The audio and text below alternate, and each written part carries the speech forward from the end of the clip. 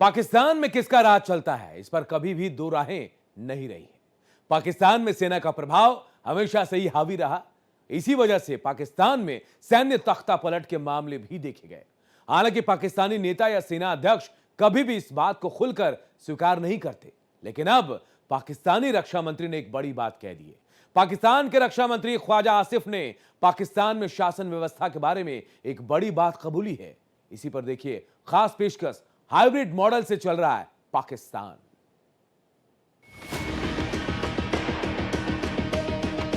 दुश्मनों की चाल अब नाकाम। इसरो तैनात करेगा स्पेस का S-400।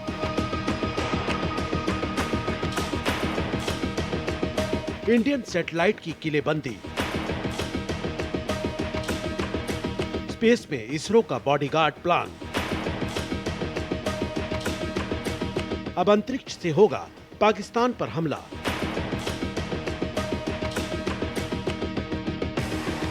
भारत की नई तकनीक से चिंता में चीन।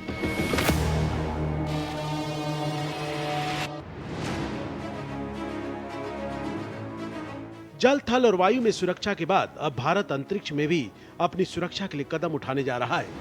भारत ने अब अंतरिक्ष में मौजूद संभावित खतरों से निपटने के लिए तैयारी तेज कर दी है। इसलिए अब अंतरिक्ष में मौजूद अपनी सैटेलाइट को सुरक्षा देने के लिए भारत बॉडीगार्ड सैटेलाइट बनाने जा रहा है।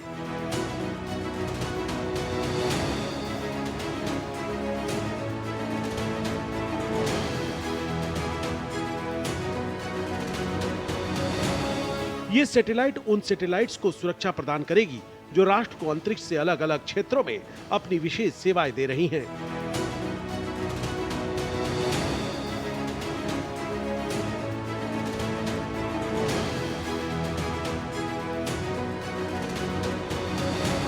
सरकारी सूत्रों का कहना है कि ये नई पहल भारत की एक व्यापक सुरक्षा योजना का हिस्सा है।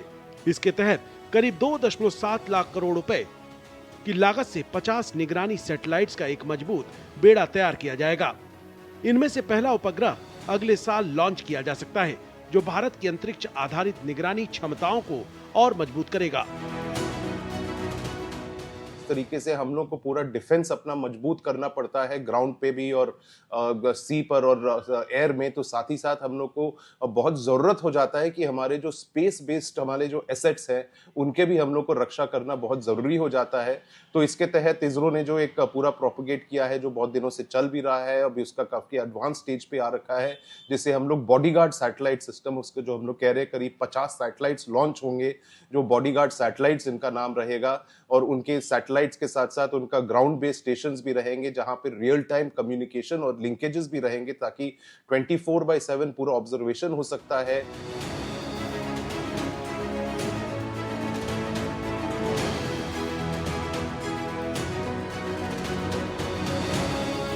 इसके अलावा मोदी सरकार स्टार्टअप्स के साथ मिलकर नई तकनीकों पर भी काम करने की योजना बना रही है।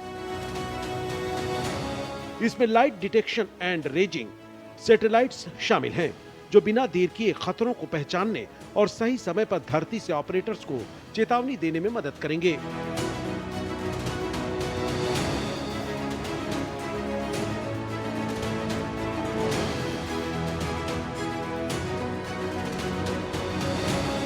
इनकी मदद से भारतीय वैज्ञानिक समय रहते अपने उपग्रहों की दिशा बदलकर सुरक्षा सुनिश्चित कर सकेंगे। हालांकि इन पर चर्चा फिलहाल शुरुआती चरण में है। इसके साथ ही ग्राउंड बेस्ड राडार और टेलीस्कोप सिस्टम भी बनाए जाएंगे, ताकि 24 घंटे निगरानी संभव हो।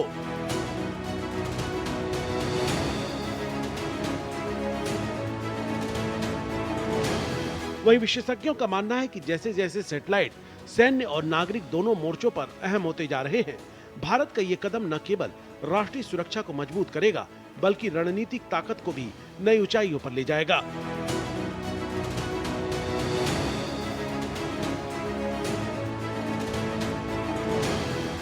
बहरहाल भारत अब अंतरिक्ष में सिर्फ मौजूद नहीं रहेगा, बल्कि अपने उपग्रहों की सुरक्षा के लिए भी तैयार होकर तैनात रहेगा।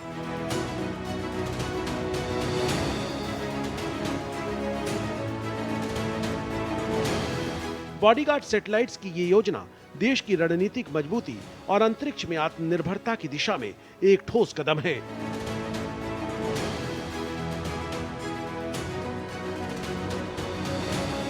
पिछले 7 दशकों में पाकिस्तान और चीन के साथ भारत के कई आर्म्ड स्ट्रगल हुए हैं और इन दोनों देशों की अंतरिक्ष क्षमताएं काफी अलग अलग हैं। ऐसे अंतरिक्ष यानों पर नजर रखने वाली वेबसाइट n2y0.com के आंकड़ों के मुताबिक पाकिस्तान के पास सिर्फ 8 सैटेलाइट्स हैं, जबकि भारत के पास 100 से अधिक सैटेलाइट्स हैं।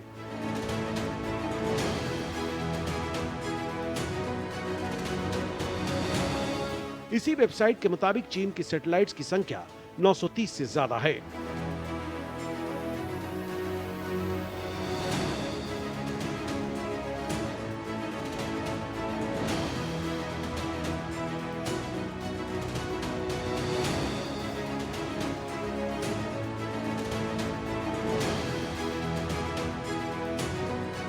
भारतीय रक्षा मंत्रालय के अधीन काम करने वाले एक रिसर्च ग्रुप ने मई में कहा था कि हाल ही में ऑपरेशन सिंदूर के दौरान चीन ने पाकिस्तान को हथियारों की सहायता प्रदान की थी और इस्लामाबाद को अपने सैटेलाइट कवरेज को एडजस्ट करने में मदद की थी।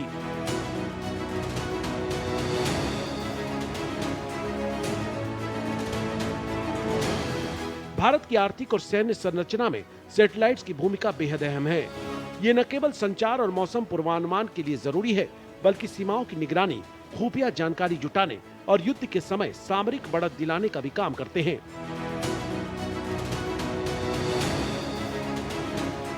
अगर हम लोग के सैटेलाइट्स को कोई खतरा पहुंच रहा है, किसी और देश के सैटेलाइट उसको अगर टारगेट करें, जैसे किलर सैटेलाइट्स की भी पूरी बात चल रही है, तो इनके वजह से जैसे पूरा डिसरप्शन हो सकता है पूरा भारत के अंदर, इकोनॉमिक लाइफलाइन में भी पूरा दिक्कत आ सकता है। जिस तरीके से हम लोग के पूरे कम्युनिकेशन नेटवर्क्स पूरे डाउन किए जा सकते हैं। रियल टाइम जो हम लोग का डिफेंस के लिए जो हम लोग को पूरा पोजिशनिंग और सब चीज़ों के लिए भी जो ज़रूरत पड़ता है, ग्लोबल पोजिशनिंग, उन सब चीज़ों पर भी डिस्टर्बेंस हो सकता है। तो बहुत अहम है ये जो बॉडीगार्ड सैटेलाइट्स जो अब लॉन्च होंगे, जिस सिस्टम के तहत जहां भी कोई खतरा अगर हम लोग को दिख रहा है किसी भी हमारे सैटेलाइट के खिलाफ, तो तुरंत के तुरंत उस पर कार्रवाई किया जा सकता है। ग्राउंड बेस्ड स्टेशन से भी उसको सैटेलाइट का जो डायरेक्शन है उसको बदला जा सकता है, मैन्यूवर किया जा सकता है, इवेसिव एक्शंस उससे लिए जा सकते हैं। 2024 में हुआ नजदीकी नियर मिस सिर्फ तकनीकी खतरा नहीं था, बल्कि इसे कई विशेषज्ञों ने शो ऑफ स्ट्रेंथ भी बताया। आज की तारीख में पृथ्वी के चारों ओर 500 से 600 किलोमीटर की ऊंचाई पर हजारों सैटेलाइट्स मौजूद हैं, जहां इसरो के सैटेलाइट्स के साथ एलन मस्क या स्टारलिंक जैसे नेटवर्क भी तेजी से काम कर रहा है।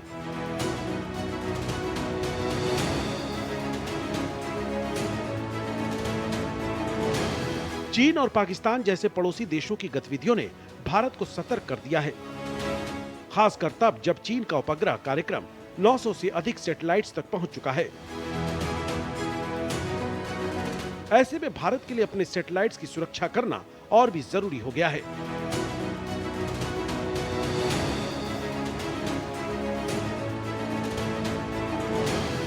भारत और चीन के बीच सीमा को लेकर तनाव पहले से ही है। 2020 की गलवान झड़प इसका उदाहरण है।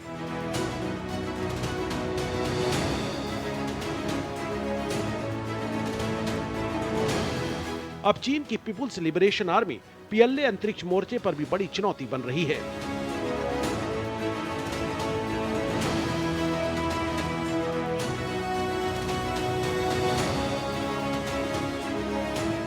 मई 2025 में जब भारत और पाकिस्तान के बीच संघर्ष हुआ था, उस समय चीन ने पाकिस्तान को सैटेलाइट कवरेज में मदद दी थी।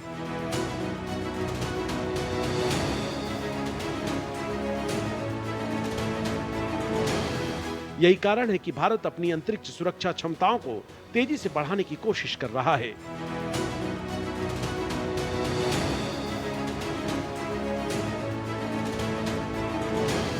मई 2025 के ऑपरेशन सिंदूर के दौरान इसरो ने दिखाया कि अंतरिक्ष सुरक्षा कितनी अहम है।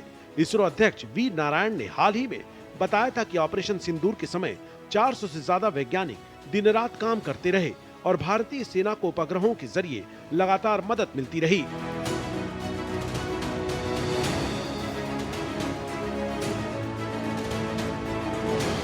वैसे तो सैटेलाइट्स को उनके कार्य या प्रयोग के आधार पर बांटा जाता है, लेकिन अब इनके उपयोग को लेकर इसरो से मिली जानकारी को ध्यान में रखकर आइए जान लेते हैं कि सैटेलाइट कितने प्रकार के होते हैं।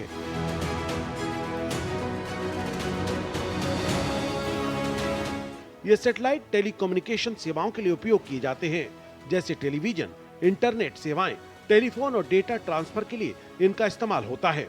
ये सिग्नल को एक स्थान से दूसरे स्थान तक रिले करते हैं और इनसे वैश्विक कनेक्टिविटी संभव हो सकती है।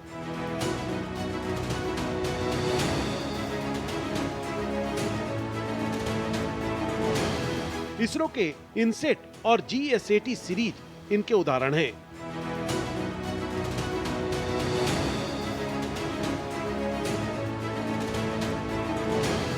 जो आवाज, डेटा और प्रसारण जैसी महत्वपूर्ण सेवाएं प्रदान करते हैं। ये भू स्थिर कक्षा GEO में स्थित होते हैं और 3 प्रकार की विशेष सेवाएं प्रदान करते हैं, जैसे टेलीकम्युनिकेशन, टेलीकास्ट और डेटा ट्रांसफर।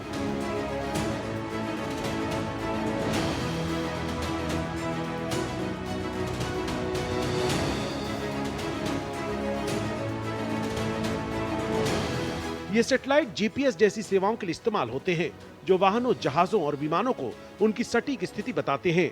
वे रेडियो सिग्नल भेजते हैं, जिन्हें रिसीवर दूरी मापकर उनका स्थान निर्धारित करते हैं।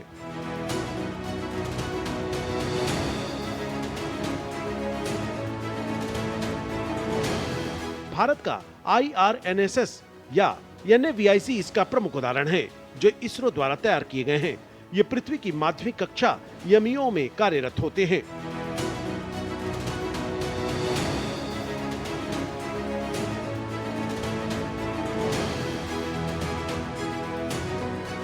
मॉडर्न वॉरफेयर अगर देखें तो जल, थल और वायु के अलावा साइबर स्पेस और अंतरिक्ष में भी पूरी लड़ाई चलती है। जिस तरीके से हम लोग ने ऑपरेशन सिंदूर में भी जो हम लोग ने देखा है कितना अहम रोल था सैटेलाइट का, जो कवरेज था पूरा भारत का पाकिस्तान के ऊपर, और बनस्पत जिस तरीके से चीन ने भी वहां पे घुसपैठ करने की कोशिश की थी, तो सैटेलाइट्स का एक बहुत बड़ा इंपॉर्टेंट रोल आ जाता है। सैटेलाइट्स को अगर हम देखें कि वो बस हम लोग के एक इकोनॉमिक चीज के लिए ही नहीं, लेकिन डिफेंस के लिए भी बहुत उसका जरूरत पड़ जाता है। और जिस तरीके से अंतरिक्ष में पूरे जो स्पेस रेस हो रखा है, जिसमें हर कंट्री अपने अलग अलग उसमें सैटेलाइट्स को पूरा भेजा जा रहा है, अलग अलग पर्पस के लिए पूरे सैटेलाइट्स होते हैं। कोई मौसम का जानकारी के लिए कोई रहता है, मौसम के भविष्य को पूरा दिखाते हैं, कोई किसी ना किसी चीज के लिए एग्रीकल्चर के लिए उसका यूज होता है, कम्युनिकेशन के लिए तो बहुत बड़ा अहम उसका नेटवर्क तो पूरा इस्तेमाल हो ही रहा है।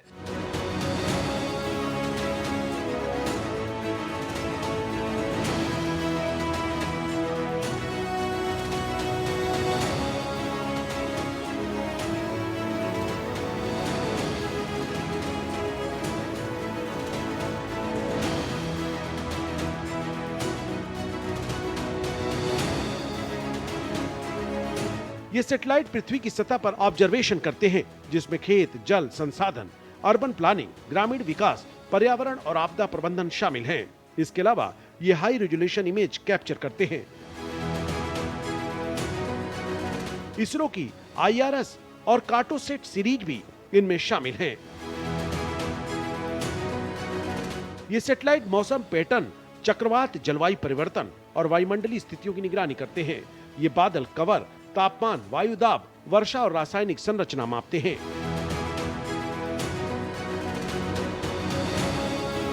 इसरो के इनसेट 3D जैसे सैटेलाइट मौसम पूर्वानुमान के लिए उपयोग होते हैं। ये भूस्थिर या ध्रुवीय कक्षा में स्थित होते हैं और खोज एवं बचाव प्रणालियों के रूप में भी कार्य करते हैं।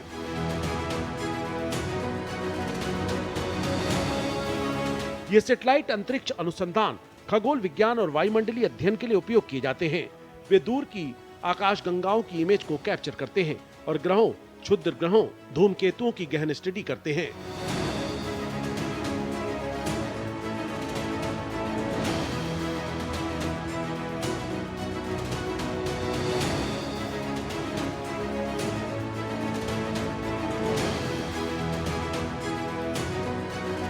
इसरो के सैटेलाइट जैसे आर्यभट्ट या चंद्रयान मिशन इनका हिस्सा हैं।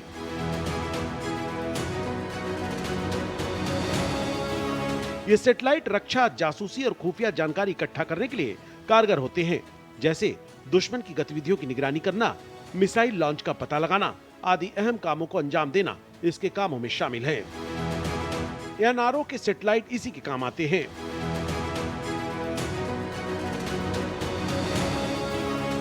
इस साल सबसे ज्यादा सैटेलाइट्स रखने वाले देशों में अमेरिका, रूस, चीन, ब्रिटेन, जापान, फ्रांस और भारत शामिल हैं। उपग्रहों की बढ़ती संख्या से दुनिया में संचार, नेविगेशन और सुरक्षा के नए अवसर और चुनौतियों के समाधान सामने आ रहे हैं। अमेरिका के पास कुल 8,530 सैटेलाइट हैं। इनमें से ज्यादातर स्पेस एक्स के स्टारलिंक नेटवर्क से जुड़े हैं। स्टारलिंक का काम दुनिया भर में इंटरनेट पहुंचाना है। इसके अलावा नासा और अन्य सरकारी एजेंसियां अपने सैटेलाइट्स का इस्तेमाल विज्ञान, मौसम, अंतरिक्ष शोध और रक्षा के कामों के लिए करती हैं। रूस के पास कुल 1559 सैटेलाइट हैं। इन सैटेलाइट्स का इस्तेमाल मुख्य रूप से संचार, नेविगेशन, पृथ्वी का अध्ययन और रक्षा के कामों के लिए किया जाता है। रूस की राष्ट्रीय अंतरिक्ष एजेंसी रोस्कोसमोस ने 2036 तक कुल 2,600 सैटेलाइट बनाने का लक्ष्य रखा है, जिनमें से करीब 35% सैटेलाइट व्यावसायिक कामों के लिए होंगे। चीन ने अपने अंतरिक्ष कार्यक्रम को तेजी से बढ़ाया है और अब उसके पास 930 से ज्यादा सैटेलाइट हैं। इनमें बेईडाउ नेविगेशन सिस्टम, पृथ्वी की जानकारी जुटाने वाले संचार और रक्षा से जुड़े सैटेलाइट शामिल हैं।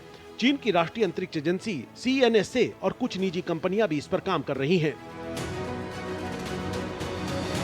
यूनाइटेड किंगडम के पास 763 सैटेलाइट हैं। इनमें से ज्यादातर सैटेलाइट्स OneWeb के इंटरनेट नेटवर्क से जुड़े हैं, जो दुनिया भर में ब्रॉडबैंड इंटरनेट प्रदान करता है।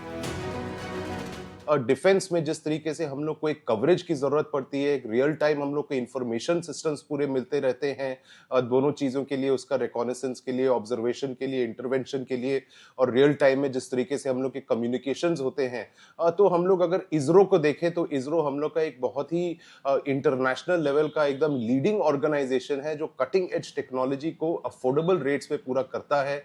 और साथ ही साथ जिस तरीके से आत्मनिर्भर भारत के तरफ तहत और जिस तरीके से स्टार्टअप इंडिया के तहत जो पूरा एक बूस्ट मिला है स्पेस टेक्नोलॉजी के लिए, जहां पे प्राइवेट प्लेयर्स भी उसमें अभी एंटर करके पूरे स्पेस में सब लॉन्च भी कर रहे हैं अब सैटेलाइट्स, और नए नए उसमें आविष्कार भी होते जा रहे हैं, उससे भारत का एक बहुत बड़ा उसमें पुश मिल रखा है। सैटेलाइट का इस्तेमाल सेना, संचार और अंतरिक्ष विज्ञान के लिए भी किया जाता है। ब्रिटिश की सरकार और निजी कंपनियां दोनों इस काम में लगी हुई हैं। जापान के पास 203 सैटेलाइट हैं।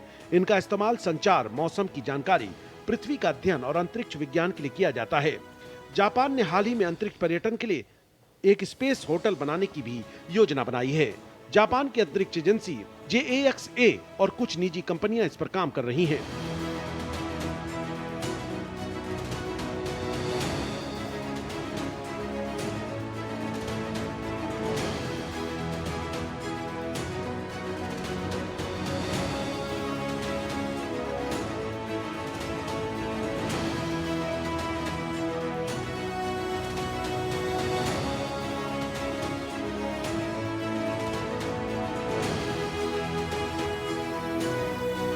फ्रांस के पास 100 से ज्यादा सैटेलाइट्स हैं।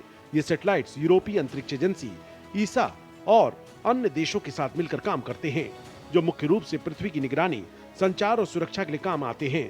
फ्रांस की CNES एजेंसी और बाकी यूरोपीय एजेंसियां भी इसी दिशा में काम कर रही हैं।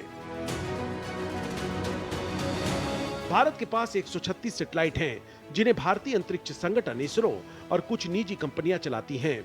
इन सैटेलाइट्स का इस्तेमाल पृथ्वी की निगरानी, संचार, नेविगेशन और वैज्ञानिक कामों के लिए होता है।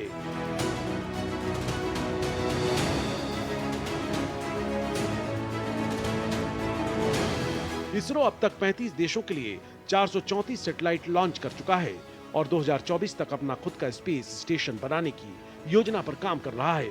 हाल ही में भारत ने 2 उपग्रहों को अंतरिक्ष में जोड़ने में सफलता पाई और ऐसा करने वाला वो चौथा देश बन गया। तो जो ये सैटेलाइट सिस्टम्स है उनको लिडार से उसको पूरा ऑपरेट किया जाएगा, एकदम स्पीड ऑफ लाइट के तरीके से उन लोग का पूरा फंक्शन चलेगा, जिसकी वजह से बहुत स्पीड ऑफ रिस्पांस उसका बहुत हाई रहेगा। इसमें करीब 8 से 10 सैटेलाइट पाकिस्तान के पास है, चीन के पास 900 से अधिक सैटेलाइट्स ऑलरेडी पूरे लॉन्च्ड है, और साथ ही साथ भारत के पास 100 से अधिक सैटेलाइट्स ऑलरेडी हैं, जिसके वजह से एक गैप तो रहता ही है। और साथ ही साथ अगर हम लोग फ्यूचरिस्टिक वॉर्स को भी देखें और फ्यूचरिस्टिक हम लोग के इकोनॉमिक ग्रोथ को देखें तो हम लोग को और भी सैटेलाइट्स इस तरीके से हम लोग के और प्लान होते जा रहे हैं, अलग अलग स्पेशलाइज सैटेलाइट्स अलग अलग पर्पसेस के लिए जो पूरे लॉन्च हो रहे हैं, तो उनके जो सुरक्षा के लिए ये बॉडीगार्ड सैटेलाइट सिस्टम जो है बहुत अहम हो जाएगा।